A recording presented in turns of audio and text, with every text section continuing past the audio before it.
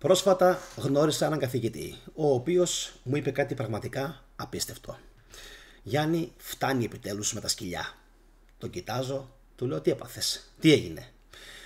Πήγα στο σπίτι μου και λίγο πριν φτάσω στην πόρτα της οικίας μου, μου επιτέθηκε ένας σκύλος στα καλά καθομένα και με δάγκωσε στον πισινό. Οκ, μπορεί φυσικά για μερικούς να ακουστεί αυτό κάπως αστείο, αλλά μόνο αστείο δεν είναι. Μετά από λίγο διάστημα τυχαίνει, εντελώς τυχαία, να γνωρίσω έναν οδηγό του Σκλαβενίτη, ο οποίος μου είπε την εξής απίστευτη ιστορία. Πήγε να παραδώσει, εδώ, Θεσσαλονίκη, πήγε να παραδώσει κάποια ψώνια, τα οποία του παρήγγειλε κάποιος άνθρωπος, περιοχή δεν μπορώ να πω, και στη συνέχεια κατεβαίνοντας ήταν ένα λευκό σκυλί, αρκετά θα έλεγα μεγαλόσωμο, το οποίο το κρατάει η γειτονιά, ας το πούμε έτσι, και επίσης τον δάγκωσε. Ο οδηγός σοκαρίστηκε, δεν ήξερε τι να κάνει, δεν ήξερε πώς να αντιδράσει και ακούστε λίγο ποιο είναι το απίστευτο της ιστορίας. Άρχισε ο γείτονας, ο οποίος είχε παραγγείλει τα φαγητά, τα πράγματα από τον λογοκατάστημα, να του λέει ότι τι κάνεις, μην αγχώνεσαι, όλα καλά, ο σκύλος δεν δαγκώνει, ο σκύλος δεν πειράζει. Και γυρίζει ο οδηγός και του λέει τι είναι αυτά που λες φίλε, τι είναι αυτά που λες, με δάγκωσε, ήδη με δάγκωσε. Α ναι, άλλος ξύνεται. Αλήθεια, σε δάγκωσε, κοίτα να δεις. Του λέει ρε φίλε, δηλαδή παραγγέλνεις κάτι, σεβαστό, οκ, θες να έχεις ένα δέσποτο σκύλο, να τον προσέχεις, να τον ταΐζεις, γιατί δεν τον παίρνεις μέσα στην αυλή σου, στο σπίτι σου, για να τον έχεις εσύ χρεωμένο? Εγώ τώρα από ποιον θα ζητήσω αποζημίωση, αφού μου λες ότι ο σκύλος είναι αδέσποτος και εγώ τον προσέχω? Άρα λοιπόν σας καλωσορίζω στο θέμα της σημερινής εκπομπής, το οποίο αφορά τα σκυλιά, και πάρα πολλοί κόσμος μου στέλνει μηνύματα και μου λέει Γιάννη, κάτι πρέπει να γίνει με τα σκυλιά, φτάνει. Πιστέψτε με, αγαπώ τα σκυλιά, αγαπώ όμως πιο πολύ φυσικά τις γάτες, είμαι γατόφιλος, ας το πω έτσι, δεν έχει σημασία, αγαπώ και τα σκυλιά, θέλω να είναι καλά και τα σκυλιά, δεν θέλω να υποφέρουν, αλλά υπάρχει ένα αλλά. Ο κόσμος και δυστυχώς και ο νομοθέτης, για λόγους που δεν μπορώ να κατανοήσω, έχει ξεχάσει κάτι το οποίο είναι πάρα πολύ σημαντικό. Και το έχω αναφέρει φυσικά σε παλαιότερες μου ζωντανές εκπομπές πάντα. Τι είναι αυτό? Τα σκυλιά δεν είναι γάτες. Τα σκυλιά είναι σαρκοφάγα. Τα σκυλιά είναι σαρκοβόρα. Και αυτό πρέπει να το επαναλάβω πολλές φορές, μάλλον για να μπορέσει ο κόσμος να το κατανοήσει καλύτερα. Τι είπες θετικέ? Τα σκυλιά είναι σαρκοφάγα, είναι σαρκοβόρα, που σημαίνει ότι έχουν μέσα τους ένα ένστικτο για κρέας. Και μαντέψτε από τι αποτελείται ο άνθρωπος. Αποτελούμαστε φυσικά από κρέας, ζωντανό κρέας. Οκ. Πάω πάσο. Θα πεταχτεί η κυρία Μαριγό, θα πεταχτεί ο Κώστας, ο Γιώργος, ο Παύλος, ο Χρήστος και θα μου πει ρε θετικέ, εγώ έχω σκύλο, τον έχω 10-15 χρόνια και δεν έχει πειράξει ποτέ άνθρωπο. Το σωστό είναι να εκπαιδεύεται. Κι όμως υπάρχει περίπτωση και εκπαιδευμένος να είναι, αν εσύ εκείνη τη στιγμή δεν είσαι μπροστά, πάλι να επιτεθεί, έχει τύχει πάρα πολλές φορές. Συμφωνώ ότι πολλές φορές οι ίδιοι άνθρωποι είναι αυτοί οι οποίοι προκαλούν το τετράποδο, αλλά μην ξεχνιέστε, και τα ζώα μπορούν από μόνα τους να είναι επιθετικά. Είτε επειδή άκουσαν κάποιον θόρυβο, από εξάτμιση, από αυτοκίνητο, από μηχανάκι.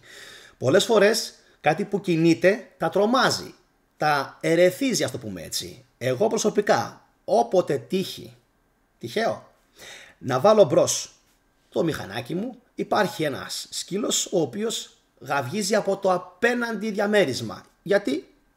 Προφανώς τον τροφοδοτεί αυτός ο ήχος. Άρα λοιπόν, δυστυχώς πρέπει να κάσουμε ότι ο νομοθέτης, παρόλο που υπήρξαν πολλά φιλοζωικά σωματεία και μας είπαν ότι ναι, πρέπει όλη η κοινωνία να βοηθήσει, να αγκαλιάσει, να δώσει προστασία στα σκυλιά, μας ξέφυγε κάτι βασικότατο. Ότι είναι σαρκοφάγα.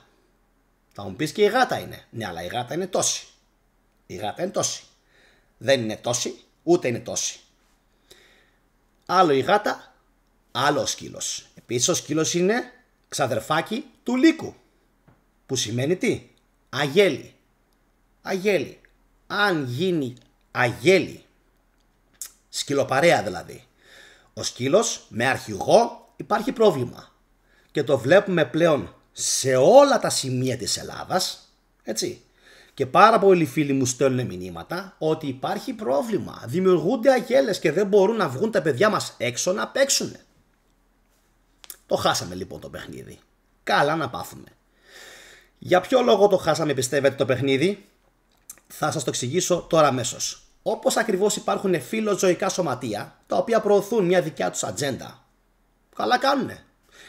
Για τα ζώα και για τα σκυλιά, έτσι ακριβώς έπρεπε να υπάρχουν και, να το πω, φιλοανθρώπινα σωματεία, φιλάνθρωπα, τα οποία θα έπρεπε επίσης να λαμβάνουν υπόψη τους όλα αυτά που σας αναφέρω εδώ και περίπου 7 λεπτά.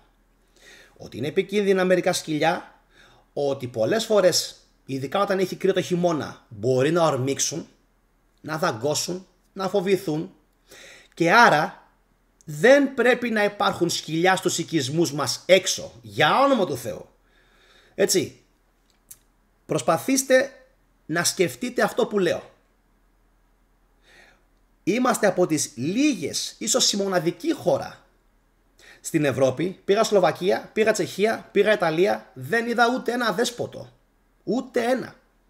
Είμαστε η τελευταία χώρα στην Ευρώπη όσον αφορά τα αδέσποτα σκυλιά. Ναι, να το έχεις στο σπίτι σου. Ναι, να το προσέχεις, να το φροντίζεις. Είσαι μερακλής. Προηγουμένως, συγχαρητήρια. Το έχεις εκπαιδεύσει. Μπράβο. Είναι δικό σου, είσαι ωραίος και όλα είναι καλά. Αυτό το μικροπαραθυράκι που έχει αφήσει ο νομοθέτης, ότι μπορεί ο κάθε τυχαίος, με τη δικαιολογία ότι ταΐζει τα ζώα, να έχει έξω από την πόρτα του 3 και 5 σκυλιά, και μάλιστα μου έχει τύχει και εμένα να μου επιτεθούν την ώρα που οδηγούσα μηχανάκι και κόντεψα να σκοτωθώ. Ποιος θα λογοδοτήσει για αυτό το πράγμα για μένα? Ότι εγώ πήγα να σκοτωθώ και ότι η κυρία Μαριγό είχε 3 σκυλιά που συνεχώς τα τάιζε έξω από το σπίτι της. Εννοείται πως γίνονται σιγά σιγά territorial, που σημαίνει τι? Εδώ είμαι εγώ, πέρασες θετικέ, είμαι το μηχανάκι, είμαι τα πόδια, θα σε φάω. Τι κάνουμε, παιδιά? Τι κάνουμε? Αυτά δεν τα βλέπει κανένας άλλος δηλαδή. Τα βλέπει.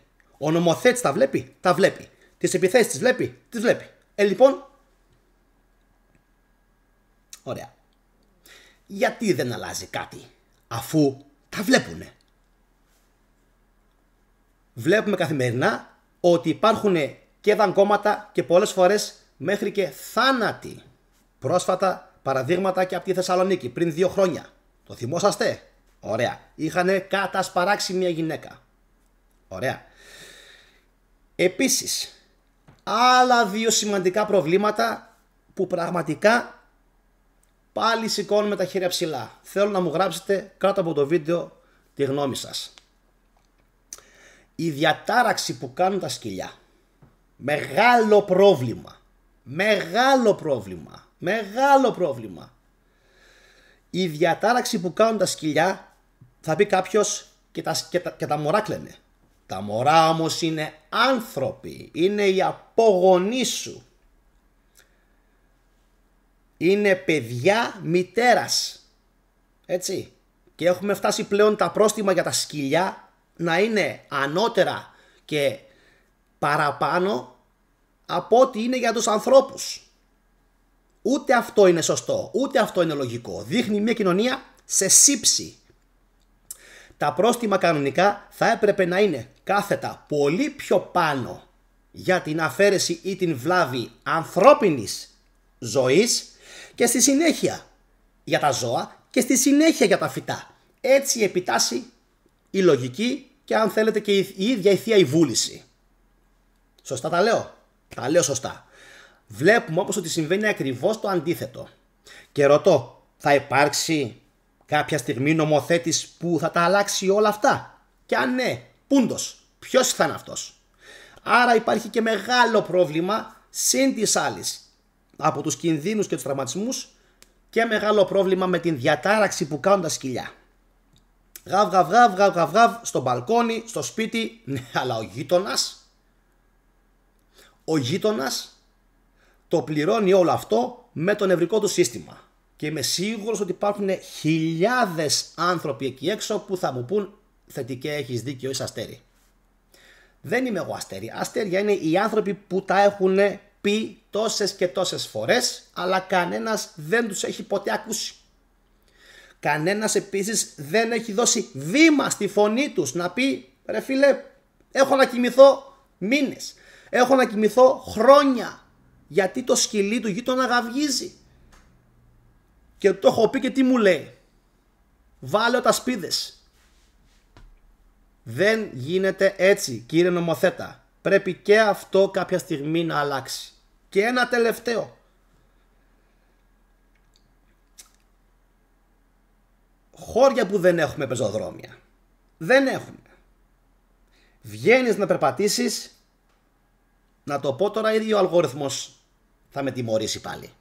Βγαίνεις να περπατήσεις και παντού υπάρχουν σκατά από τετράποδα. Και φυσικά είναι από σκύλους. Γιατί δεν νομίζω να κυκλοφορούν πολλά άλογα ή γάιδαροι έξω. Ωραία. Τι σημαίνει αυτό?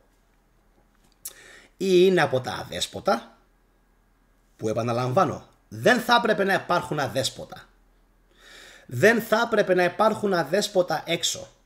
Θα έπρεπε όλα να τα περιθάλπτει είτε ο Δήμος είτε κάποια σωματεία τα οποία παίρνουν και καλά λεφτά.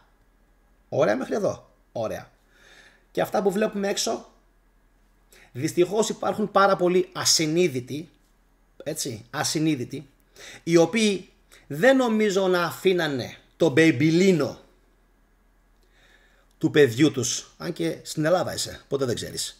Αλλά τέλος πάντων, δεν νομίζω να αφήνανε το μπέιμπιλίνο του παιδιού τους έξω από την πόρτα τους, με τα κόπρανα πεταμένα έξω. Όταν όμως βγάζουν έξω το αγαπημένο τους το σκυλάκι, έτσι, και ο Γιάννης θέλει να πάει σε ένα πάρκο για το οποίο πληρώνει φόρους, τέλειο, ό,τι θες πληρώνουμε, μια ζωή πληρώνουμε, και θέλει να γειωθεί ο Γιαννάκης γιατί είναι της φυσικής υγιεινής. Πάει να βγάλει λοιπόν ο Γιαννάκης παντόφλες, παπούτσια και λέει οπ, πού πας? Σκατά εδώ, σκατά εκεί, σκατά και παραπέρα, όπως λέει και το διάσημο γνωμικό. Τι είναι αυτά? Και αυτό κάποια στιγμή πρέπει ο νομοθέτης κάποτε να το τακτοποιήσει. Αν θέλετε, ίσως στο μέλλον, όταν θα είμαστε πλέον και εμείς πες, θα καταφέρουμε κάτι στο μέλλον για τις επόμενες γενιές. Μπορεί να υπάρξει μια πιο αυστηρή επιτήρηση ιδιοκτητών που έχουν σκυλιά, ιδίως σκυλιά. Γιατί επαναλαμβάνω, το μεγαλύτερο κακό το κάνουν τα σκυλιά, όχι οι γάτες. Οι γάτες το πολύ πολύ να σου καταστρέψουν λίγο τον καζόν, να μπουν σε κάνα αυτοκίνητο μέσα, μικρές οι φθορές και οι ζημιές που κάνουν. Αλλά το τι ακριβώς ισχύει με τους σκύλους το ανέφερα εδώ και περίπου 15 λεπτά. Θα ήθελα να μου στείλετε, να μου γράψετε την εμπειρία σας με όλα αυτά που ανέφερα προηγουμένως, αν σας έχει τύχει και σας κάτι παρόμοιο. Είμαι σίγουρος ότι, επειδή ξέρω τα ποσοστά, το 95 με 97% θα ταυτιστεί μαζί μου και θα μου πείτε και έχεις δίκιο. Είμαι σίγουρος 100%. Αλλά περιμένω όπως πάντα να μου γράψετε εσείς την άποψη και τη γνώμη σας. Αν το βίντεο σας άρεσε, κοινοποιήστε το, γράψτε μου σχόλια ακριβώς από κάτω και φυσικά ρίξτε μια ματιά στην νέα μου περιγραφή, θα βρείτε όλες τις playlist του καναλιού. Δεν έχω να πω κάτι παραπάνω για το θέμα αυτό, απλά θα περιμένω και θα απαντήσω φυσικά στα σχόλιά σας. Να είστε όλοι καλά. Γεια σας.